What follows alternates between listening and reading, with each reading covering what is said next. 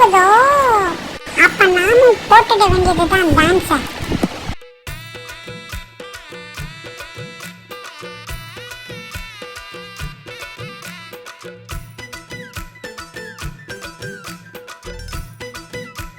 உன்னதான் சொல்றேன், என் டான்ஸ பாருயானா. கச்சி என்னடா இது இவ கூட ஒரு ரோதனை போச்சு.